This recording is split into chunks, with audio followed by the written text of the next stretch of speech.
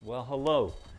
My name is Jim Chaps, and I'm here to talk to you today about what led me to record all of the verses of the Star-Spangled Banner. It started out with an Acoustic National Anthem. In 2005, I used this guitar and played in front of 5,000 people at Ed Smith Stadium in Sarasota. At the time, the Cincinnati Reds were the resident of the facility. Now it's the Baltimore Orioles. So it went through the trajectory of Chicago White Sox. When Michael Jordan played baseball for a spell, he came through Sarasota at Ed Smith Stadium. It later became, the Reds were the resident there, and that's the time when I played the Acoustic National Anthem for the first time. Detroit Tigers were the visiting team to Sarasota, hosted by the Cincinnati Reds. I had been granted permission from the Cincinnati Reds organization in Sarasota to use the guitar. They set up an extra mic, so there's 5,000 people in the stands, and I'm going to play the national anthem. And it actually went very well. I recorded the song afterward and put it on the Jim Chaps' second project, and with a note that said, at some point I'll record all 4 of the verses. Fast forward, we're into 2012. The Star-Spangled Banner, for historians and those of us that really want to know a little bit more about the truth of the song, is a result of the end of the War of 1812. So here we are in 2012. It's a 200-year anniversary of the War of 1812, of which the Star-Spangled Banner resulted. So I recorded all 4 at the time. I thought there only were 4 verses. But here, there's the kicker to this is in 2013, I'm working on another album, and I came across, just out of the blue, and I think this is where I think God drops a miracle on us sometimes, and somehow I came upon a 5th verse to the Star-Spangled Banner. I'm thinking, I know this song as well as anybody in music, and I've never heard about this. So I'm 8 or 9 years into this project of learning all 4 verses and then finding out that there's a 5th verse. Well, the 5th verse was written at the outset of the Civil War.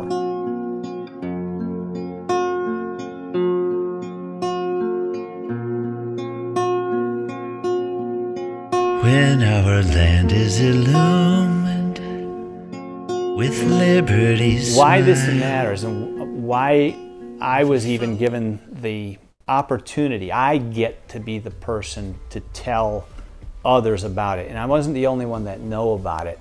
There's an academic music scholar at the University of Michigan, shout out to A Squared, and is Dr. Mark Clegg, who has a brilliant exhibit that can be taken around the country. It's about the Star-Spangled Banner, and Dr. Clegg is really a good source of information and perspective on the Star-Spangled Banner. I was able to meet Dr. Clegg and say, you know, basically, I hail you for also presenting that there is a 5th verse. I thought I was the only one that knew. It's great to have some confirmation from a scholar that there's one. Why it matters. People would try to suggest to you that, and this is bizarre, don't fall for it, that the USA is racist and the song is racist because it was written by a guy that held slaves. Now think about this for a moment in perspective and say, if you're going to use the analogy of because somebody did something, that therefore any good work they did should now be canceled. Paul the Apostle persecuted Christians. We're not going to cancel the New Testament. So here's the other nice thing about finding out that there is a 5th verse to the Star-Spangled Banner. Francis Scott Key's words were indeed vulnerable. I'm going to give everybody notice that those words, land of the free, weren't applicable to everybody in 1814, all the way up until the Emancipation Proclamation during the Civil War. So during this Civil War era, knowing that there's so much good from the Star-Spangled Banner, and I'll talk about this in another... The British were trying to bully the United States back into colonialism. The United States had already declared independence in 1776. In 1812, the British wanted to start something and show the little upstarts that they couldn't have their way against the big British Empire. It's a little fledgling America that decided that they wanted to be anti-colonial. That everybody is included in this, and therefore I believe that there ought to be an act of Congress or whatever it takes. Y'all were able to push through a Music Modernization Act. We can certainly have a Star-Spangled Banner inclusive act that acknowledges this verse circa 1860s as an official verse of our national anthem. It's kind of amusing to me to hear some people say that, oh, it's a question. Our national anthem is a question. That'd be like saying a football game is over after the first quarter. That was the first verse is what we typically sing as our national anthem. There's four verses. Actually, now there's 4 more verses, so it's like an overtime quarter to this not an overtime quarter, but an overtime. Overtimes don't necessarily have to be a full quarter.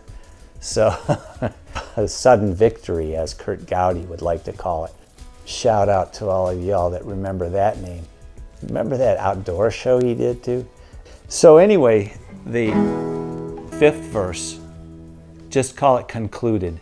And we can go into more details, but for now, just say, let's be a United States of America. We do have a song that includes all of us.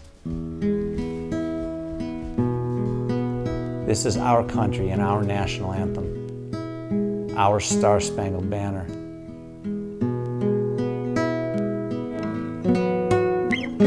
And the home of the brave,